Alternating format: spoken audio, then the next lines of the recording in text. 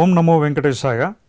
శ్రీవారి వార్షిక బ్రహ్మోత్సవాలలో 4వ రోజు ఉదయం శ్రీ మలయప్ప స్వామి శ్రీదేవి భూదేవి సమేతంగా సర్వాలంకార భూషితుడై తిరుమాడా వీధులలో విహరిస్తూ అశేష భక్త కోటిని అనుగ్రహిస్తారు. ప్రకృతికి శోభను సమకూర్చేవి చెట్లు. అనేక విధాలైన వృక్షాలు సృష్టిలో ఉన్నాయి. ఇతర వృక్షాలు తాము కాచిన ఫలాలను మాత్రమే ప్రసాదిస్తాయి. కానీ కల్పవృక్షము కోరుకున్న సమస్త ఫలాలను ప్రసాదిస్తుంది. అమృతాన్ని పొందడం కోసం దేవాసురులు క్షీరసాగర మదనం చేశారు. మందర పర్వతాన్ని కవంగాను వాసుకుని తాడుగాను చేసుకుని చేసిన మదనం గురించి శ్రీమద్ భాగవతాది గ్రంథాలలో వర్ణింపబడింది.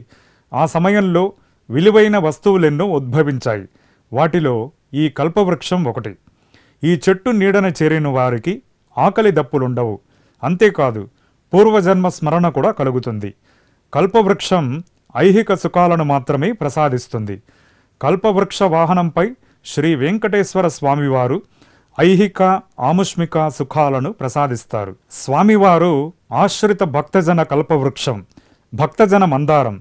కోరిన సమస్త ఫలాలను ఇచ్చే కల్పవృక్షం కన్నా భక్తులు కోరకపోయినా వారి స్థితిని ఎరిగి ఫలాలను ప్రసాదించే ఉదార స్వరూపుడైన దైవంగా స్వామివారిని భక్తులు కీర్తిస్తారు.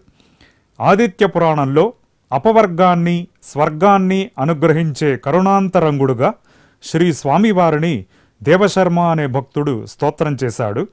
అలాంటి దేవదేవుడు కల్పవృక్షాన్ని అధిరోహించడంలో ఆశ్చర్యం ఏమున్నది?